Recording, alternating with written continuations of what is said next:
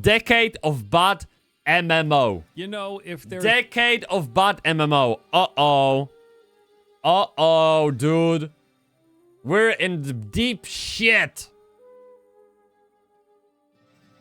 Deepest test of shits, dude. You guys ready? Decade of bad MMOs. Crazy. Is that true? I don't know. We'll see. There's one thing us MMO fans know all too well. It's disappointment. Frankly, looking back on the last decade of the genre... Stop! Immediate. Sorry, stop. One second. Give me that shot. It's disappointment, frankly. This game. This game is like 20 years old. Or some shit. And looks exactly like the sandbox MMO we've just watched on Kickstarter.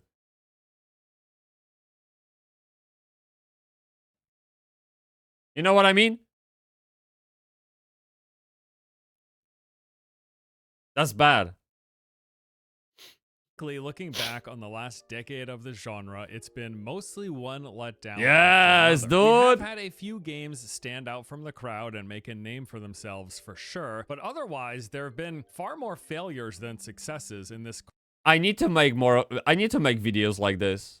Like the one Force is making. Honestly, I have so much to say about all of this. I don't want to be Asmongold of MMOs, okay? Let me say that. Like, I plan to put far more effort than Asmongold is putting effort. It's just, no, but, he's right. There's more disappointment, but that's the only way to really make things better, right? You have to fail so many times until you learn what's good. It is what it is. Corner of the games industry. I think mostly I'm just disappointed at how stagnant the genre has felt over these last like 10 or so years. So stagnant, in fact, that a bulk of the most popular MMOs today are the exact same ones that were the most popular 15 to 20 years ago. It's like nothing has changed and there's been in a way advancement, which just blows my mind, if I'm being honest. The MMO genre was trucking along through the 90s and early 2000s. We saw quite a lot of diversity in these games with some great advancements from one to the next. Then, of course, World of Warcraft hit the scene in 2004 and broke into the mainstream. Yes, sure, the general public vaguely knew about games like EverQuest prior to that, but that was mostly through news reportings about how evil the game was. But when WoW hit, MMOs finally like arrived into the public's consciousness as like a thing that people knew. I think the success of World of Warcraft and overall the MMO genre, thanks to World of Warcraft probably, right? Because that's he said, like, World of Warcraft broke into the masses. I think it's like a convergence of many points at that time. It's the World of Warcraft and EverQuest, all those games like Tibia, RuneScape, they are a product of their own time. I don't think there's anything special about those games. They are one of those like kids that showed up with the right thing at the right time. Pretty much like PewDiePie.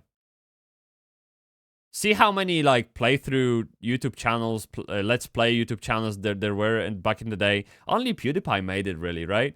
It's just like there's something unique about that one thing that made it explode. And in regards to MMO, I think it will be probably the commodization of internet. First of all, people became connected. Like, World of Warcraft became popular around the same time that Facebook did. It's not a coincidence. It's just that people finally got to connect to each other.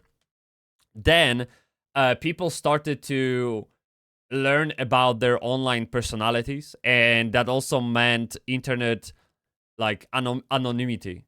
And that helped them to express themselves better. Like, it was the honeymoon of the internet bubble.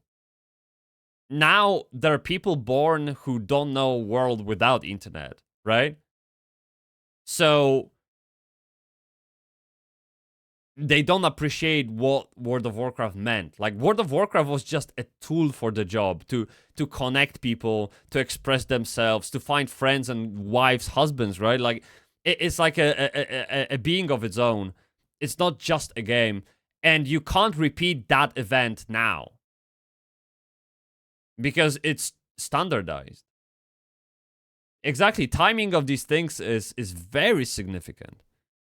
is very important. It's like it's pretty much everything. Like if you launch World of Warcraft 2 today, it wouldn't be nowhere near that fame and impact on the market. So yeah, I don't know what Force thinks about this. He might like give us some kind of insight into it, but that's probably what I think.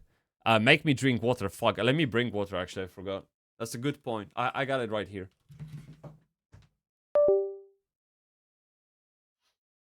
All right. In a joint effort of making me drink water, I got this, and it says like hours of the day. So I need to be a good boy, okay?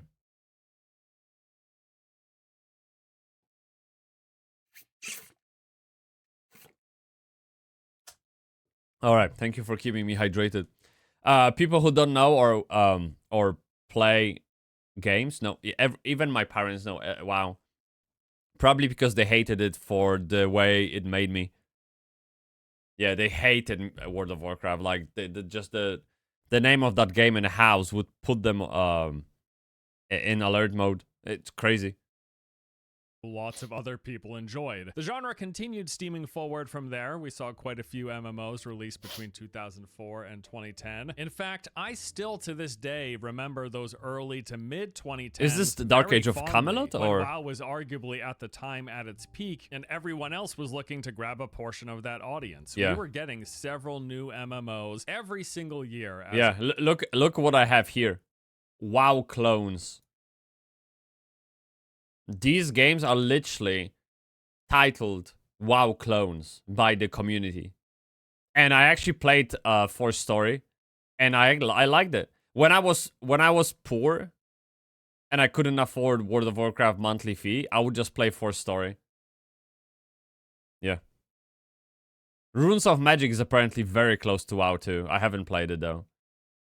A result. This was a great time for me personally. Yep. I mean, sure, all of these games were not bangers. I'm not looking back with rose-tinted glasses here. No. They weren't all great, and most of them didn't stick around, but there were a few gems in there that I thoroughly enjoyed. For example, in 2010, we had Dragon Nest and Vindictus, both games I had a lot of fun playing. Then in 2011, we saw the release of Rift, DCUO, Star Wars The Old Republic, and Terra. I played most of those. Now, dude, all I hear is fucking World of Warcraft, 2011 World of Warcraft. Yeah, I played World of Warcraft most of my life, so yeah, I don't give a I don't know those games. Those as well. In 2012, we got Guild Wars 2, which is a game this is the game that took me away from World of Warcraft for the first time. Yeah, I went crazy at Guild Wars 2 because I fucking loved Guild Wars 1. Guild Wars 1 was my baby. We had great time, you know what I mean? Great time. Yeah, definitely. Play to this day, as well as The Secret World, another game that really innovated and brought something fresh to the genre. 2013, we had Defiance, that was a lot of fun. Marvel Heroes, Neverwinter, which I absolutely loved, besides the cash shop. Then, of course, there was old school RuneScape, and then Final Fantasy XIV saw A Realm Reborn that year. And then in 2014, holy crap, what a year that was, with the Arcade beta, unarguably the best iteration of that game. There was Elder Scrolls Online, which is another game that I still play every single year. Black Desert Online, I was absolutely obsessed with for quite a while. And then both Firefall and Wildstar, both of which I also played a real lot. By the way, Wildstar died because they leaned too much into group content. Just saying. Like it's the best example of MMO that caters too much to people who. Actually, I don't think these people exist now. Think about it, because like the game died, right? But I'm just thinking, all their ideas were around group content. And if they've done just a little bit of research, they would know most of players are solo. Casuals Andy who have 2 wives, 4 jobs, and 10 kids to keep up with. They don't have time to make groups, okay? That's your audience, like it or not. This is around the time where I spend my life playing Call of Duty, just about transitioning into Rainbow Six as well. Fuck me, dude. That's why you have such an aim. You just need to work on your positioning on the map, dude. But dude, you can shoot. Are you trying to be some kind of esports G? What's up? Yeah, no, but I played FPSs a lot too. But yeah, it was more of a distraction than anything else. Of that in a single year, 2014, man, that was a jam-packed 12 months of new MMOs. Let me tell you, I this had looks a good. blast. What and the I fuck? recall during those years just being so excited at the steps and evolutions that these games were taking. And I just assumed back then that this trend would continue going forward, and like 5 or 10 years down the road, we would continue getting more new, interesting twists, takes, and advancements on the genre. It's not how. So there's one rule that goes against his hopes and his expectations. It's called diminishing returns. Everything becomes stale at some point. Even think about like your generic, the most boring company. Like every stage of a company, depending on the revenue and the size, has its own rules. But the generic idea is that at the beginning, the growth is exponential because there's nothing, right? So whatever you do is something. So you go up as fuck. And then you kind of like find the product market fit. The curve starts to slow down, like bend slightly, because now you have like a fixed positioning, fixed products. You know exactly what works, and you just now going for the market share. So you going up, but you don't like reinvent yourself all the time. Okay, and then when you hit the corporate level, which is like 1,000 employees, now you're maintaining the market share, right? Because now you have investors to respond to. Now you have such a big machine, it can't pivot very easily, so you just plateau. And it just happens with every fucking product, dude. Look at iPhone. People complain there's nothing new. The latest iPhone 16e, all they did, they upgraded RAM and sold it to you as a new phone. It's just, it always is that way. It has to be like something completely different to break the mold. It can't be the same shit over and over. Sure, I expected many of them would flop, as many prior had. I figured a few would stick around, right? Right? But no, that's not what happened. There has been a handful of new MMOs in like the past decade Albion that have Online done decently well, but most of them haven't. Like we got Nah, Albion this is Online that launched in 2017, and Yeah. that's actually still going quite strong. It's a contender in the top 10 of this genre. But beyond that, I mean, I guess in 2021 we had New World, which showed a lot of potential, and it was fun for about a week or two. And then in 2022, yeah, we got Lost Ark, which was also fun for about a week or two, up until you hit the pay to wall that kicked in at endgame. And I mean, that's kind of everything. It literally, like, there's 3 new MMOs that are even remotely noteworthy over the course of these past 10 years. It's, again, it's like, I see where he's coming from, but I think it's quite normal that most products fail. It's just the rule of capitalism. Like, there can only be one winner in a way, right? Think about it. There's a winner, there's a runner-up, and there's a like honorary distinction. That's it. And it's just life. Like that's the way life goes. Like you can't have 10 new best MMOs every year. There can only be one best MMO. It's a horrible market to get into as well. Yeah, sure. Fuck me. It's terrible. I would still like an MMO of my own. But I just, yeah, I probably need more money.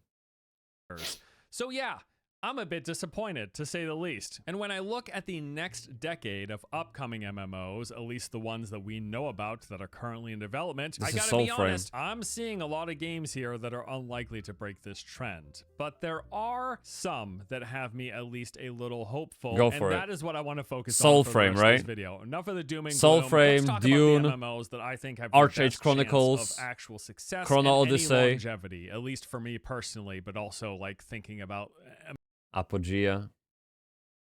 mainstream. Are any of these games in the next 10 years going to get into that top 10 list of the most popular MMOs being played by a wider audience? We'll see. Just a heads up though, this list is fairly short in terms of the number of games. That's okay, fine. So let's start off with the traditional MMORPGs. Arch-Age Chronicles? These are games that are more or less following the gold standard of the genre compared to the MMO lights or the shared world games, some of which we will discuss. But as for the traditional MMOs, we're talking the bigger open world. Oh, this is nice.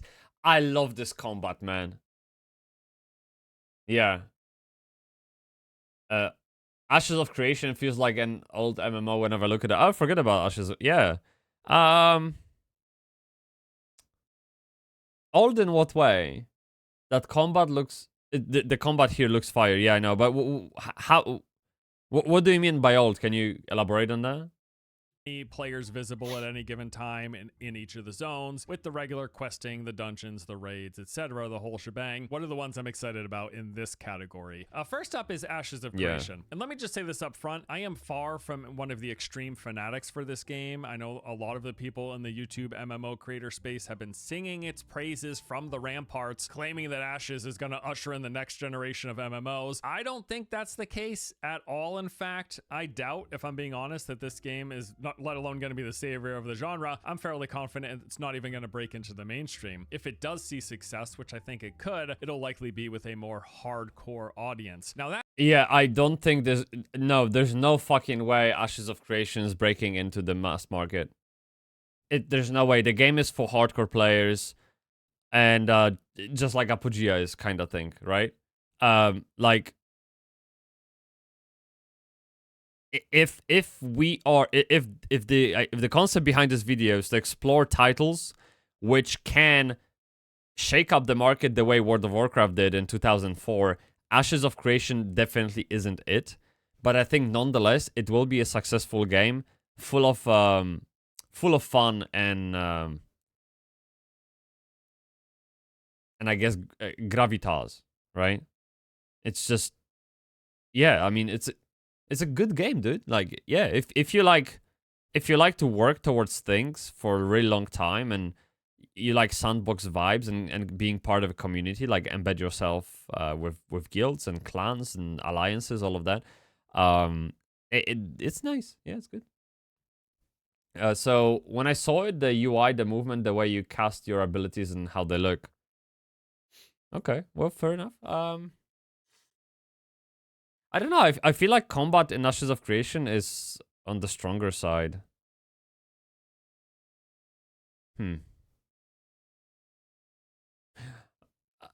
We'll see. I guess I haven't really played anyone else but Tank and Ranger, and I feel like Ranger is so much fun to play. It's great. It's so agile and mobile. It's crazy. There's no tap targeting either. I don't know, like, but I can see what you mean. Like, it doesn't. So if we look at the thing that we had before here, right? When you said the combat looked fire, yeah, I mean, there's no comparison, obviously.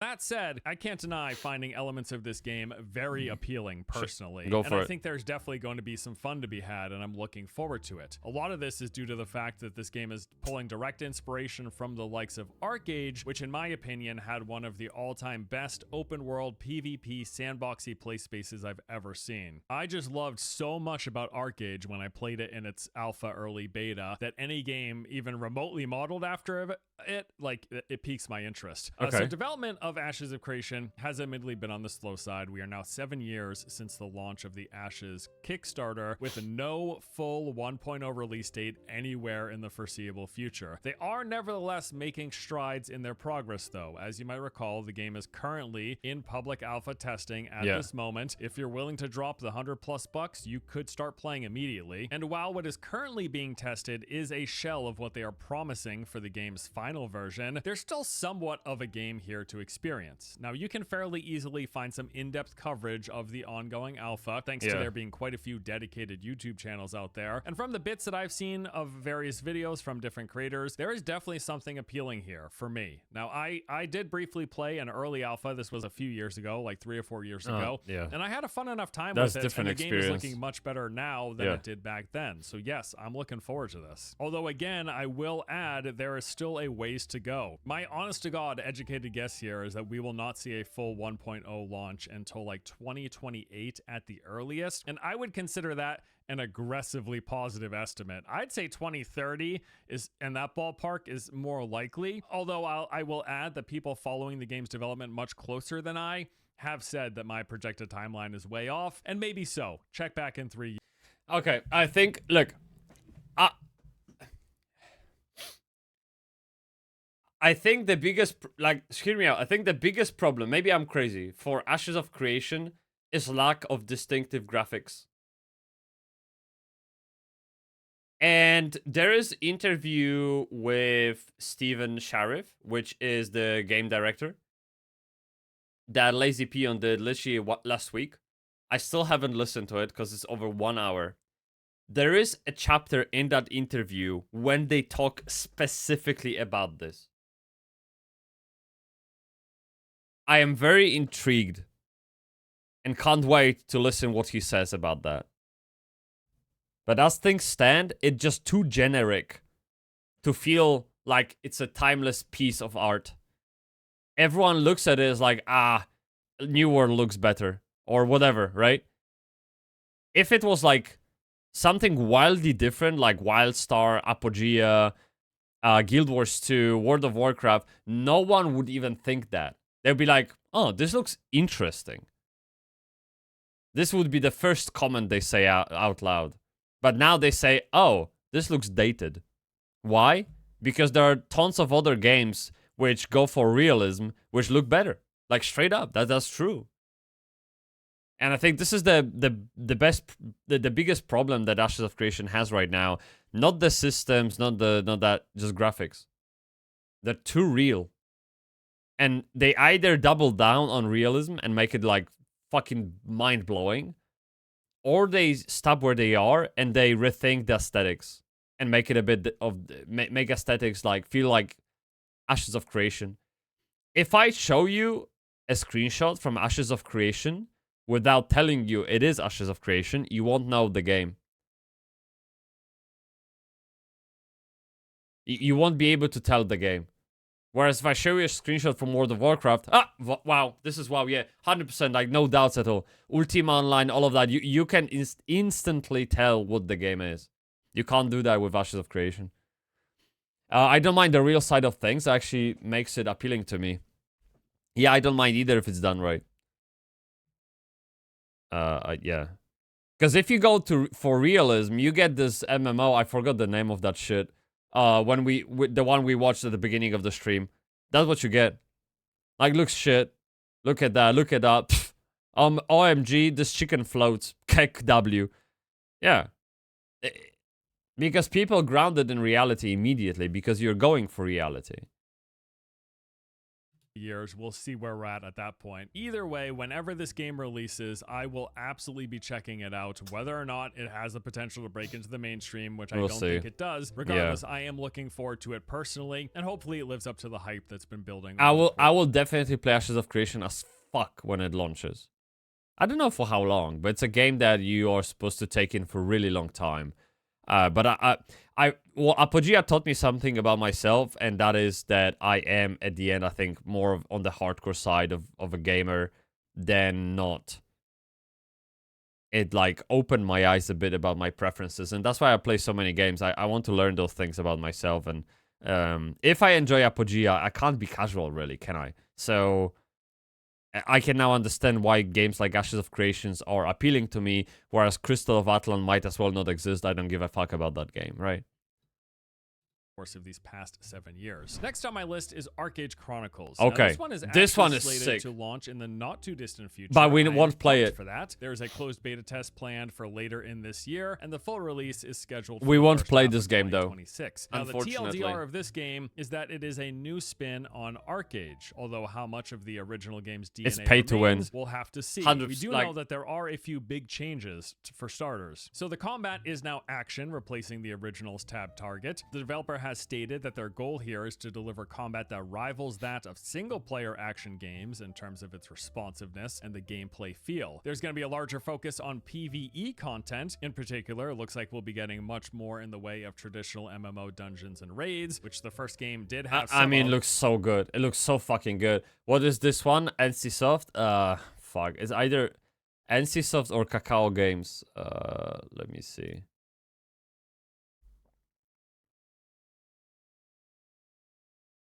Where is it? Kakao Games. Yeah, it's right here. Yeah, Kakao Games. So yeah, it's pay to win basically. Like whatever they do is pay to win as fuck. Like this one is another one. This is a Korean game, right? So I mean, it only makes sense you pay money to play the game. Yeah, it's such a shame, but still, I mean, it looks so fucking good. But it was far from the focus. They're also putting less emphasis on the open world PvP, with instance PvP taking priority. And we know that housing is no longer going to be fully open world. Instead, they'll be going with instance player houses in specific areas, which means no more land grab at the fresh start of servers, which may actually be a positive change. Now, beyond those things, it does appear that at least some portion of what I loved about the original ArcheAge is going to be present. We're going to have the fully seamless open world. There'll be the variety of traversal options with gliders, boats, and scheduled carts that take you from one place to the next. There will be trade pack runs and caravans, which brings a whole lot of interesting gameplay. Wow. And while not emphasized, it does look like there will at least be some areas that have open world PvP. The things that we're still unsure of include whether or not they're going to have the similar crime and trial system where you can commit crimes like stealing other players' crops, and if you get caught, could be thrown in jail and brought before a jury of other players. If they're going to use a similar class system where you select from multiple trees, each based on traditional RPG roles and playstyles, with correspondingly themed skills, like there's a tank tree, a we have brawler, hot chicks, a rogue, very a good, ranger, a healer, etc. And then you pick the 3 you want, and that 3 combination determines your class. In total, that original game had 220 potential combinations and individually named classes, which is really cool. And we also are unsure of whether or not they're going to have any of the original game's sandbox elements, like the fact that you can plant trees, herbs, and other crops literally anywhere in the world, and then like tend to it and watch it grow and then harvest it when it's ready, which was really cool. Now, however any of those specifics shake out, I am nevertheless hopeful for this game, with the main caveat that I expect monetization to not be great. I'm hoping at best in this regard that they avoid selling power or convenience and just keep it to cosmetics, although I'm really not holding my breath. We may very well, at the very least, get convenience sales, if not. The problem is that Kakao Games doesn't have a good track record in that regard, so there's no reason to hope for something else. But maybe we'll be surprised. For now, I would assume this game doesn't exist. For me, at least. Because I'm not supporting that shit. Not outright power. Either way, the trailers have been enticing. A new iteration of ArcheAge is something I'm looking forward to. I will definitely give this game a go. And also on the plus side, it's coming out somewhat soon, which is great. Moving on to the third and final of the traditional MMORPGs on my list is... So this is a small indie studio making Soulframe, and I am on the fence with this game because I keep getting conflicting signals whether that's MMO or not. I really don't fucking know. And to be honest, it looks even better than ArcheAge Chronicles. Take a look. Chrono Odyssey, which no, this is Chrono Odyssey. That's Kakao Games again. Fuck it, pay to win. All right. Today is scheduled to release very soon. They've got closed beta testing planned to take place in the next couple of months here, with a full release scheduled for Q4 of this year. That is right. It's crazy. Playing this in 2025, apparently. This looks Chrono so Odyssey good. is a traditional open world MMO. The game's gonna have real-time action combat with all of the basic attack, defense, and dodge mechanics. It's also gonna have weapon swapping, which I know can be quite divisive. A lot of people hate debate this. I don't mind it so much. But one interesting note here is that not only will this weapon swapping mean changing your skill bars, but apparently they're going to let you alternate holding weapons in one or both hands, kind of along the lines of how it works in Souls games, where you can alternate from having it in one hand or wielding it in both hands and then having one hand in an offhand, which sounds like it could be really cool. They've got 6 confirmed classes, each come with 2 weapon specializations. There's the swordsman, the paladin, the sorcerer, the berserker, the assassin, and the ranger. They also have a rather unique mechanic where every character has access to this ability called the chronotector. This allows you to freeze time, rewind events, and even explore other timelines. Holy now, shit. they've not really provided specifics as to how this is going to be implemented in game, but it's probably going to be along the lines of like time rewind, how it works for mages and WoW. Amazing. Where you can go back 5 or so seconds to the literal character position. Yeah, I'm not really a big fan of time games in movies or games themselves. It's just, it feels like it's never, you always have to turn a blind eye at something to make it make sense. You know what I mean? There's always some kind of unspoken side to it that you can't speak of, that's hence unspoken. Otherwise, it all just crumbles and it no longer makes sense to the, yeah, but it just, the design just falls apart. And health and mana that you had at the time, or maybe they're gonna have like a sphere of influence where there's this bubble area in which time goes Ooh, big dig. I love that. I don't know, we'll see how it works. Beyond those things, we also know that Chrono Odyssey is going to feature an open world with seamless exploration between zones. They've got a weather and dynamic seasons that will take place. There will be open field events that they say hundreds of players can participate in. We'll also have world bosses, random procedurally generated dungeons, and large-scale realm versus realm battles, which is another way to say big group PvP. So the trailers that they've released look good, although they're clearly not representative of actual gameplay, right? I mean, this is not real gameplay here. Although again, it is a fairly decent looking and sounding traditional MMO, and it is coming out soon. I will say though, similar to Arcade Chronicles, I'm basically expecting the worst when it comes to monetization here. Though I would love to be surprised, I'm not expecting same studio. to be. Still, either way, I'm looking forward to kicking the tires, giving this game a ride around the block. Best I hope for is that it's fun for at least a few weeks to a month. Now, in terms of traditional MMOs currently in development that we know of and are going to be launching anytime soon, that basically does it. Like, those are the 3 that I'm actually excited for. However, there are a few MMO lights that I'm also quite keen on, and I think deserve a mention here. Soulframe. This is the next game from developer Digital Extremes. I have already played it, and although bare bones in its current implementation, I quite enjoyed it. The TLDR here is that Soulframe is like the inverse of Warframe in terms of its setting, its world, and its combat pacing. So this is a third-person fantasy action combat game. You go around fighting enemies, completing events, solving puzzles. Yeah, I don't know why this game is making onto MMORPG lists. I believe, like, you can work with other people, but most of it is single player, to my understanding. But maybe I'm fucking, like... Is it more ARPG? No, not really, because ARPG has different camera, right? Like, Path of Exile? Or maybe not. Maybe ARPG is like Elden Ring as well, you're right. Yeah, I guess so. It's more like ARPG then. Yeah, you're right. Meeting's done, back! Cox Stołączyków, witamy serdecznie. What's up, my man? You get me? Yeah. And collecting loot. All of this is set in a world where nature has been corrupted by this evil force. You got to fight the force back. It's basically like a bunch of aliens came down and they're polluting everywhere, and you got to push back the pollution. That's also, where are my new kanji? What do you mean it refreshed? What do you mean? Yeah. It changed like ages ago, hasn't it? You haven't... Well, you have to type... Well, yeah, but then you have to type exclamation mark kanji if you want the explanation. You get me? Yeah. I could actually make it work together. You're right. That will make more sense. So someone who... Yeah, that's true. That's actually a good improvement. It just makes more sense. Let me write it down.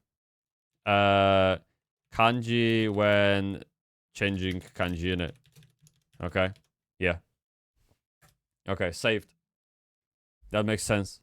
the general gist of it. Now, the early version of the game that I played, which was referred to as the Preludes testing period, it's divided into two primary sections. You've got the world, the top level, which is an open world made up of different static points of interest with roaming enemies and camps all over the place, along with the Undercity, which are these underground, subterranean, procedurally generated dungeons. And the game has you bouncing between these two areas. You're going to spend some time moving around the open world, visiting points of interest, fighting groups of enemies, collecting loot, and doing objectives, after which you're eventually directed into one of several underground dungeon entrances. You go in, you move through its various hallways, which are placed together procedurally, clearing enemies, solving the occasional puzzle, collecting loot, and then eventually you find your way to the exit, emerging back into the open world. Rinse and repeat, like that is the core loop of the game. Open world exploration, doing stuff, go into a dungeon, move through the procedural place rooms and hallways, leave back into the open world, and up and down. Pal World. First thing that comes to my mind, let's show how Pal World works. You have a base, you fuck around, you explore the world, then you go to the tower or a dungeon, any kind of isolated space, you kill the thing, go back, get better, go out there, etc, etc. Yeah. If you want a description in the chat, you can just do this, and that should work. There you go. Yeah, Sakazuki. Hi! There you go. Chip viewers! Guga Creper, kurwa! Szybko nie mogę... Yes! Smack that is! Fuck you, bitch! Hope you suck a big dick and choke on it. I'm sorry. No, I mean, have a great day. And up and down you go. You do this over and over and over again, with the primary motivation being power progression, as doing the aforementioned activities grants you experience, leveling up your character, your class, and your weapons, while you also accumulate resources and currency that are used for crafting new weapons and armor. That open world, come release, by the way, is going to be a shared space, from what I gather, where you will see other people running around. From what I understand, this should be along the lines of what they do in games like Destiny, where you will inhabit instances of these open world zones and other players will be coming and going. And then of course you can group up with people, you can invite your friends, but yeah, you'll see other people in this shared play space. And that's basically the gist of it. Okay, I think like the analogy to Destiny lands with me pretty well. I think I get it then. Okay, so there will be like persistent world where you can see other people and interact with them. But most of the gameplay is soloable. And you can like go to dungeons together and shit, but you don't have to. If I understood it correctly, I think. So I don't know, is that MMO? Kurwa, I don't think they ever made a statement how networking will work in this game. I guess we can just wait till the end, right?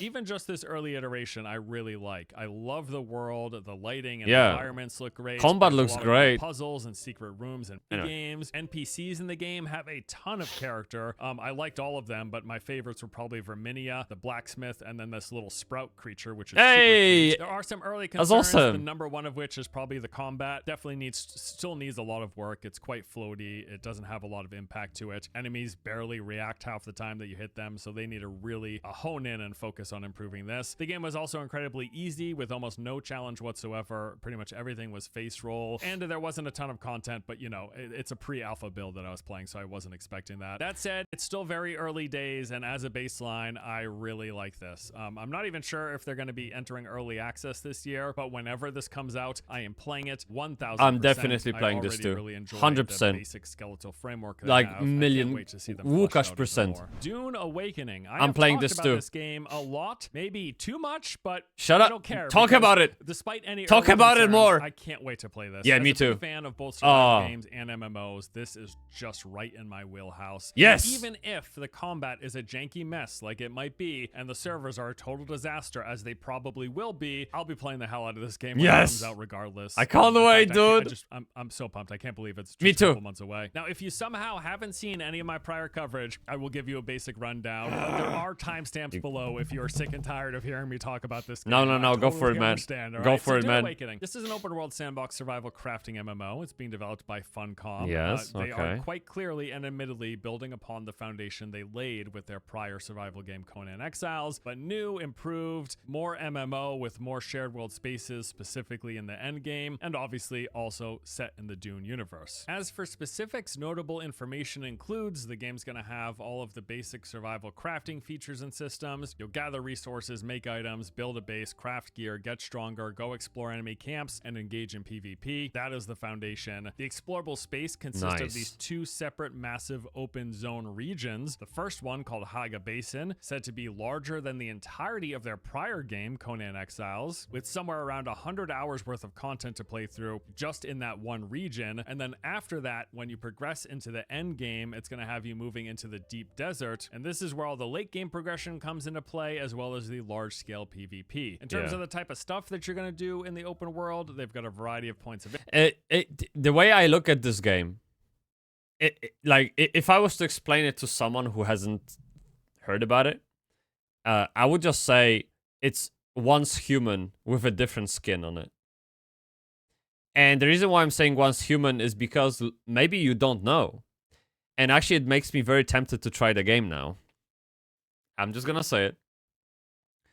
Once Human is getting permanently online servers. It's turning into proper MMO now, very soon. Like literally, I have a news saved on X. I will pull it up in a second. And Once Human has this weird combo of FPS, which I said I'm not gonna play, but in MMO, like it's a different beast, right? So so Once Human has like FPS part, which I mean I love FPSs, right? MMO part, no surprise, and I think it's still free, right? And the monetization is actually very fair. And Dune Awakening will be is just in the different world. Yeah. So I really look forward to it. So this video started off by saying that we haven't seen innovation in MMO like World of Warcraft and some shit for 10 years about it. Yeah, that's actually quite true. So now we're going through MMOs which are like hopeful to do some kind of dent in this fucking boring genre. You get me? Yeah. Now it's tomorrow, I think. Yeah, I think so. It's somewhere near like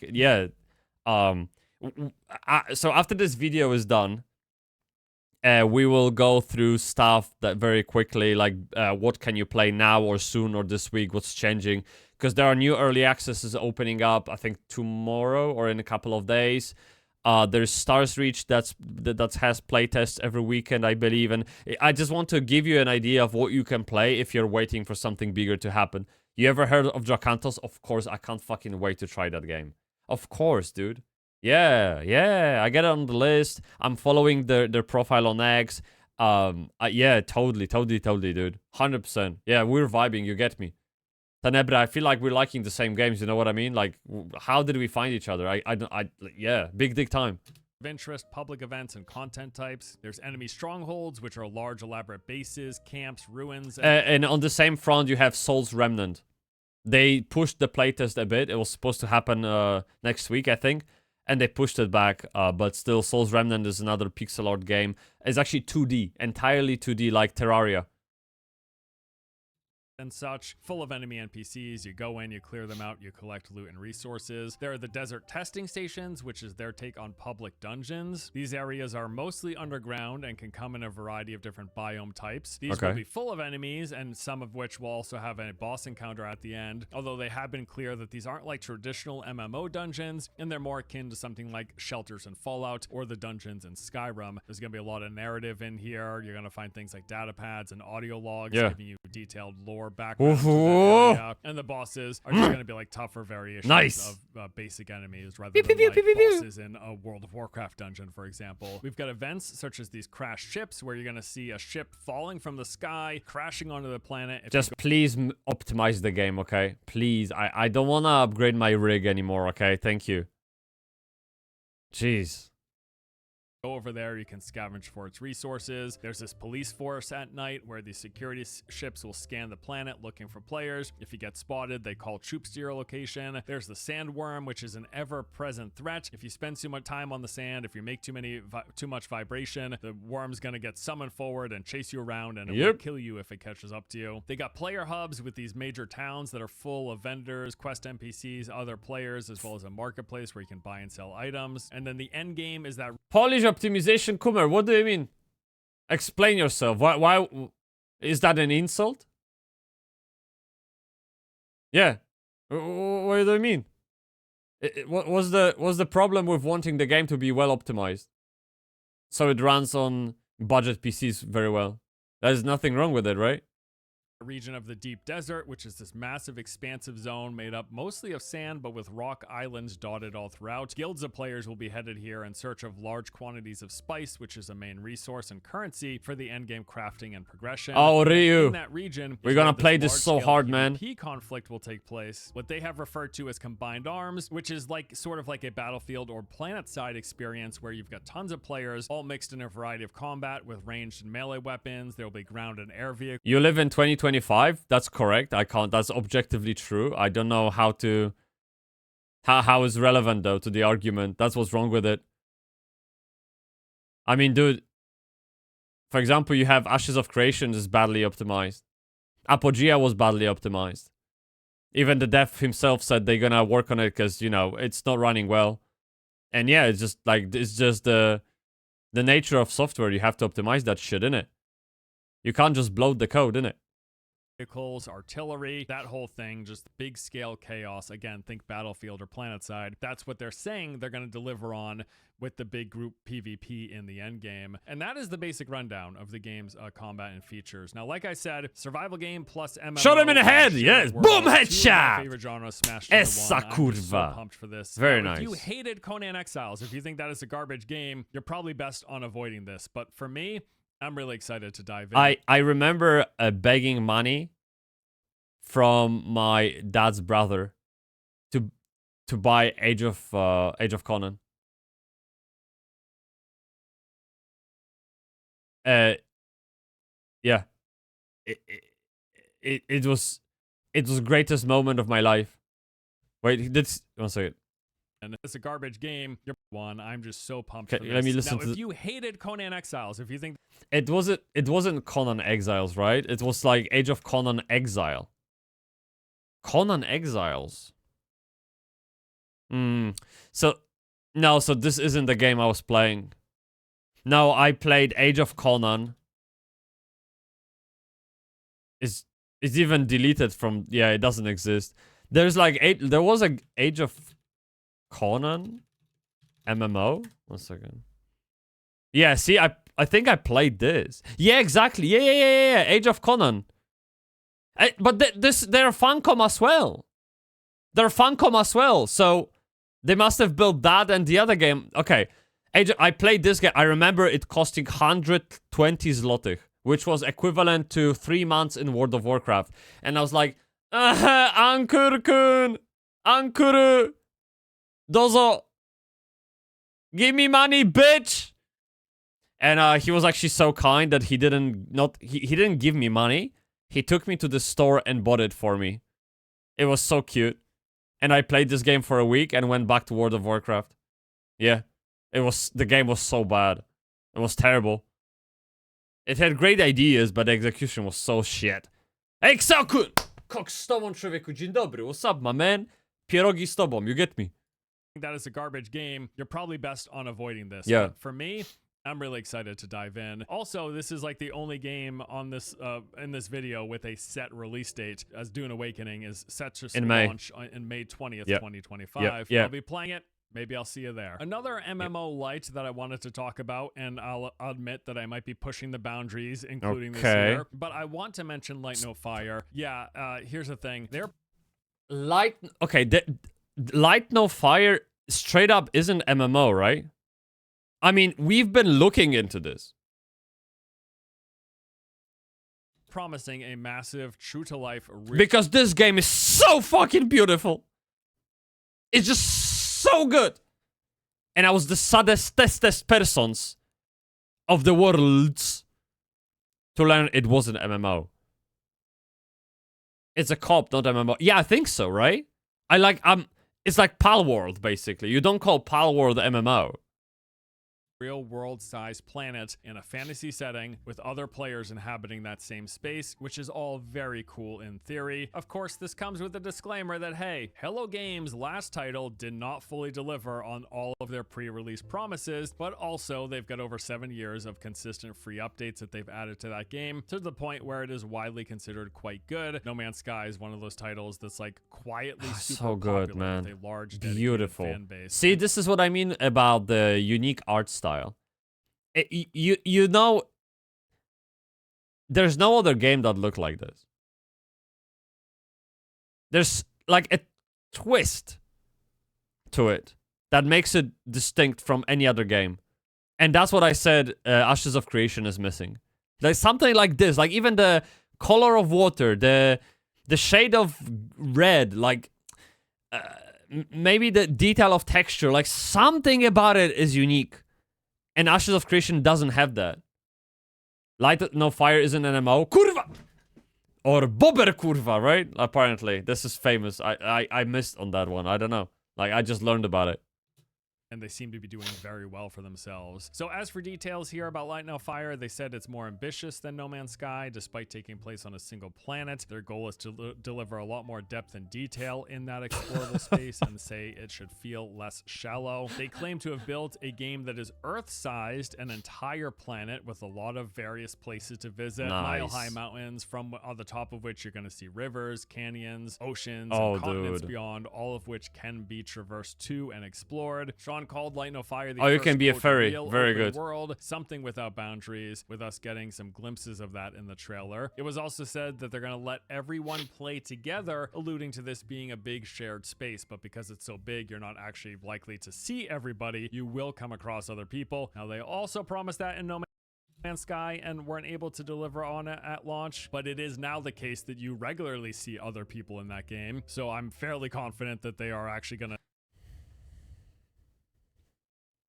What do we think, chat? He said, the developer said, that you will see other players in the game. Not all of them. So there will be probably some kind of layering. But you play the game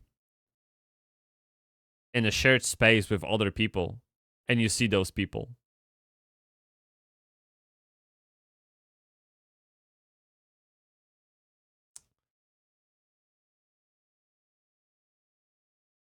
Because these are the people that made No Man's Sky, and we don't call No Man's Sky MMO. And it has the same system of shared space with other people. So why is it not MMO? Is it like some kind of misinterpretation of the genre, or like an intentional I don't know, description of the game? Like where is it coming? Why is it not MMO? Like, so in the spreadsheet that we have, MMO is persistent world, character progression, player-driven economy, social system, big events, right?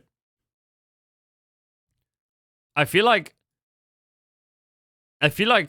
No Man's Sky and maybe now the Light No Fire, it ticks all those boxes, doesn't it?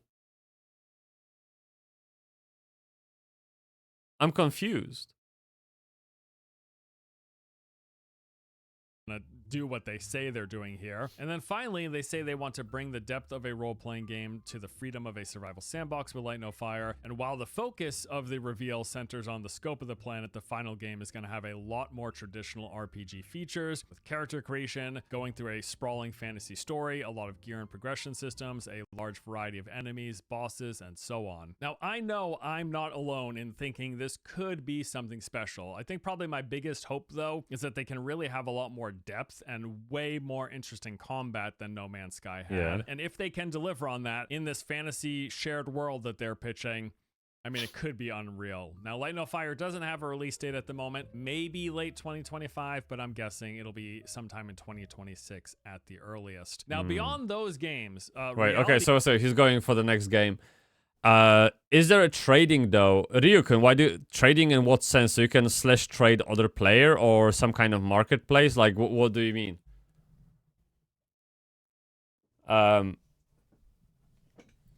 Also, anyone here played PAX Day? Yeah, don't know. Well, I haven't, but I'm thinking if anyone else that I know who played PAX Day. I don't know, maybe Xeltran.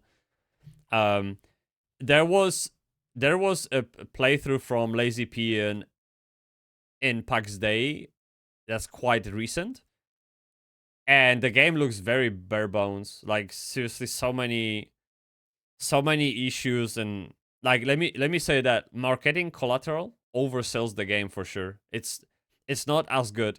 It really isn't. Like, combat is junky and moving around is junky. Falling off the cliffs is just so fucking weird. Everything about the game is just still very alpha-ish, you know?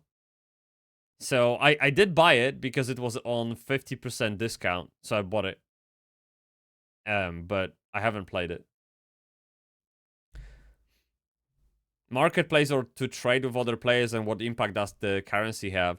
Yeah, I actually don't know about the marketplace. You're right to probably question this, because this is like the marketplace, and trading is at the center of a player-driven economy, right? So that makes sense that this would be a requirement for an MMO. Yeah. You're just questing in a shared space, but don't really have any impact on the other players.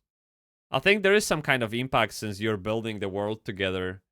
So if you're building a village or whatever project you have going, you kind of like help each other.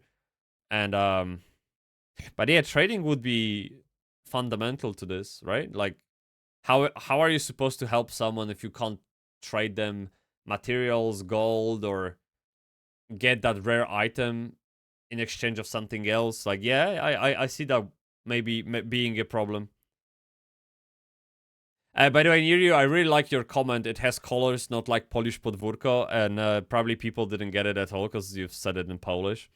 And Polish podwórko is literally your Polish playground kind of thing.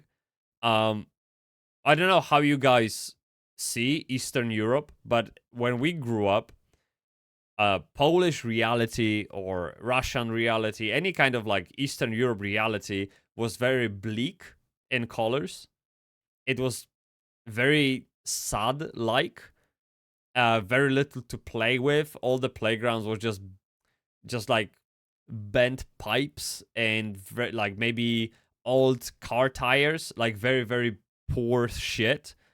And Nero just compared that to Ashes of Creation. It's very washed out, very bare bone, very sad in a way to look at.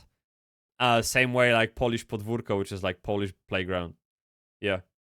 Is at the moment my largest hope for a new great like traditional MMORPG mostly comes from games that are way far off and we know little to nothing about. Go. Of course, that list includes the League of Legends based MMO coming from Riot, the ZeniMax Online Studios. They have a new IP, the same developers of ESO. There's that new Ghost MMO from Ghostcrawler. And then Sony reportedly still has one of their 2 Horizon MMOs in development, one of which was canceled, but apparently the second one is still coming from Guerrilla, as far as we know. And the reason for my interest in these games is that they have the financial backing and the development studios likely required to even take a crack at breaking into the genre. My problem with big studios is they go for money too soon, and yeah, those games, they become money grab. It's like, yes, we're gonna give you the best combat system. Yes, we're gonna give you a landscape that you're gonna drool over, but you have to swipe wallet.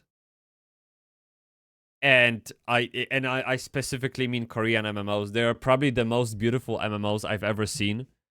And yet they're infested with pay-to-win mechanics. And I don't know how you make it work.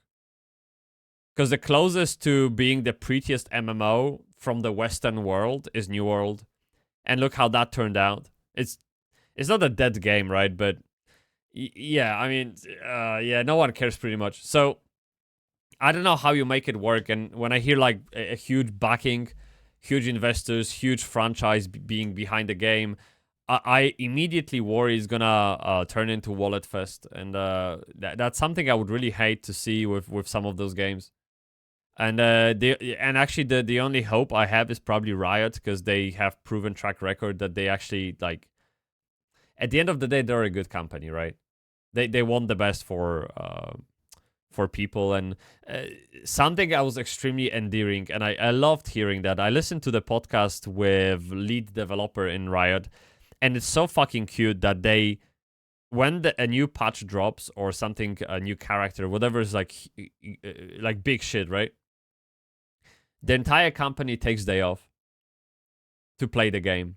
And the reason why is because they're all obsessed with their own products. They are all gamers of their own products. They are the users too, in a way, right? So the whole company has a policy. They take day off when something new drops. It's so cute. It did change, bro. Riot is dying. I don't know about that. I just, like, I don't follow them because I don't play League of Legends. But I'm just going on of things I know from the past when I played League of Legends, and things I learned about the company from podcasts and, here and there. You can tell me how it changed, though. Happy to listen.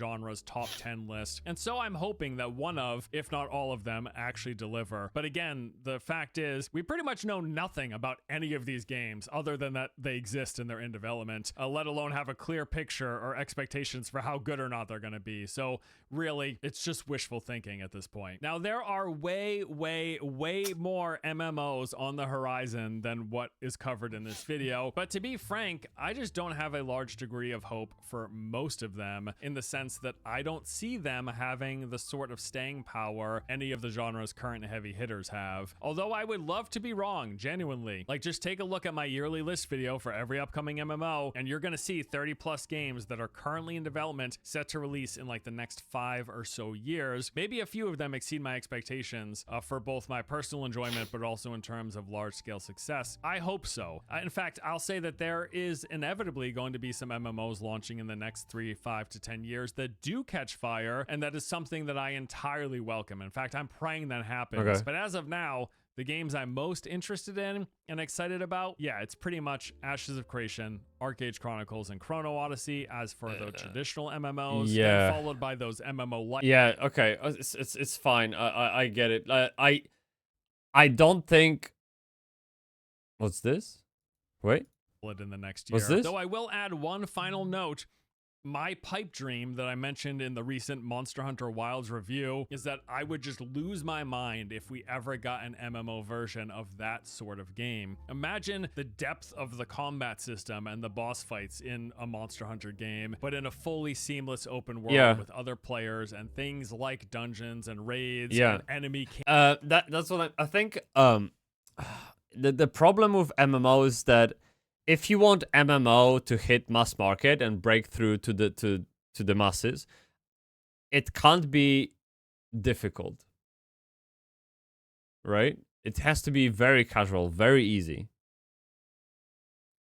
And that goes against having like challenging fights with bosses, long-term systems, and quests that you need to figure out on your own. Like, these two don't go, like, Animal Crossing is closer to breaking to the mass market than Ashes of Creation ever be. Because market is interested in Animal Crossings, in Pal Worlds, okay, in cute stuff, easy stuff, brain dead stuff. MMORPG is already not necessarily infested, but the cards are stacked against it because under the hood, it's RPG. And RPGs are not for everyone. Flash surprise. Okay? It just, it won't happen. So unless you go super brain dead MMO Palia stuff, okay, you won't even have a chance at making it, really. Because again, like World of Warcraft and all those games that made MMOs exciting back in the day, they're the product of their own time, and it won't happen again. it needs to be something completely different. Maybe there needs to be franchise behind it to lift it, to elevate the game, like Riot has the whole lore stuff going, right?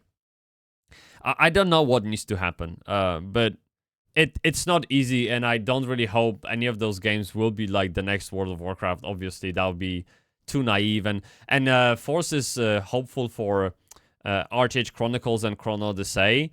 These games will be completely infested with pay to win, so you might as well not play them. So from all those games that he listed, I am probably the most excited about Ashes of Creation when it eventually launches, and also the game Soulframe, right? Dune Awakening, and Dune Awakening actually has a huge franchise backing because people know Dune from the movies. And then we have Light No Fire. I don't know if that's MMO. I mean, we'll see, right? But it's a pretty game, and maybe that will be enough to entice people to keep it going. I'm not sure. So yeah, it's a tough thing, but a good video nonetheless. I really appreciate that video. Let me link it to you guys, and maybe you can watch it yourself. Let me just... Okay.